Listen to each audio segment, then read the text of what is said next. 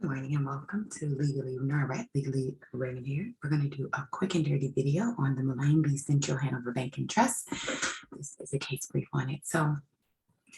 This case happened in 1915. So basically what it is that administrating trust funds is very expensive. And so a lot of people have smaller trusts. So New York, and at the time, 30 other states, including the District of Columbia, allowed for smaller trusts to be pooled so that to make it possible for people with smaller trusts to be able to have professional or corporate administration. Without this pooling mechanism, those who had smaller trusts would not had access to financial management, as the cost associated with it would have eaten up the funds in the trust. So basically what would happen is when they wanted this to happen, they would have to go to the court to have approval. And because the court would approve it, in New York and specifically, they would make a guardian who was supposed to watch out for the interests of the people in the trust. However, it only required that the people in the trust be given notice through publication.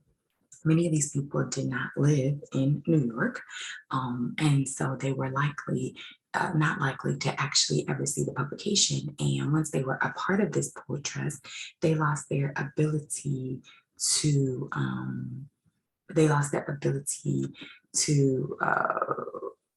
raise. How did they put it here?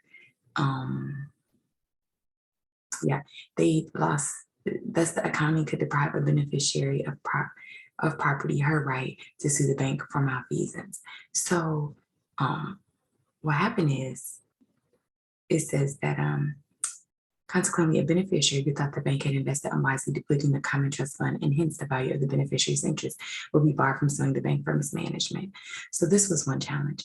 So what happened here is that when they established the trust, they did both publication and they mailed it out to Central Bank. They mailed it out to the people that they had on file. But when accounting time came, they just did publication.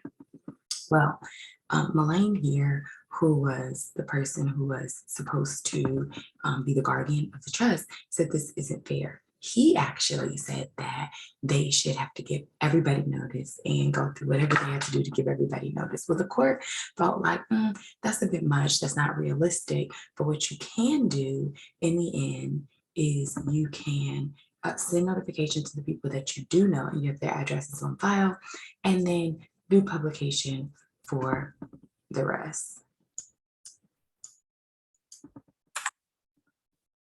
We're just fixing this like we normally do. This is part of our editing process. All right, fixing these things. Now we just want to talk about a little bit about what rules were here. So we see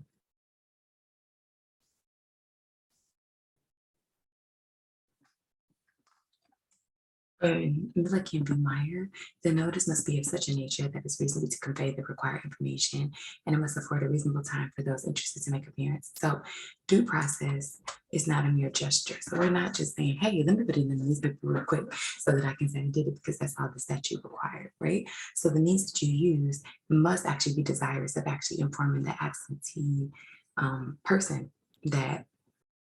of what they need to know. Otherwise, you could be really depriving them of their property.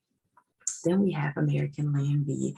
Zeiss. The criterion is not the possibility of conceivable injury, but the just and reasonable character of the requirements having reference to the subject with which the statute deals. So it's not just about the injury, but it's also the reasonable character of the statute. The statute should allow for people whose addresses are known to have notice, okay?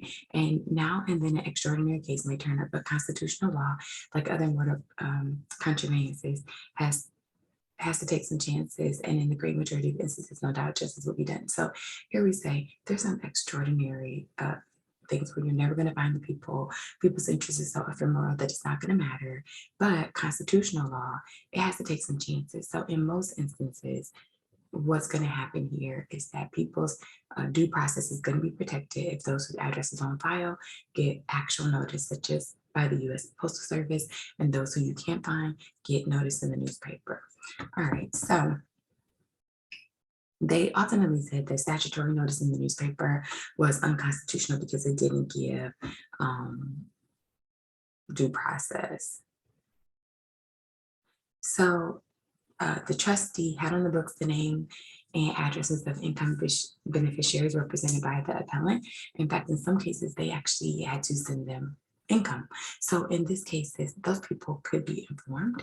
And so one of the things I thought was interesting here is that the trust people are supposed to be taking care of your accounts, but in this point, when the accounting, they become the adversary. They become the adversary because they weren't trying to give notice here. So statutory notice is acceptable to those who could not be found with due diligence and without prohibitive cause. However, the New York banking law statute is incompatible with the requirements of the 14th Amendment for persons whose whereabouts are known of substantial property rights. Notice should be reasonably calculated to reach those who are can be easily informed by other means at hand. So if you have another means to inform people, you should be trying to use it. You shouldn't just be trying to slap an ad in the newspaper just to say that you did it. And that is Mullane v. Central Hanover Bank of Trust, one of the central cases that we need to use to understand constitutionally appropriate due process.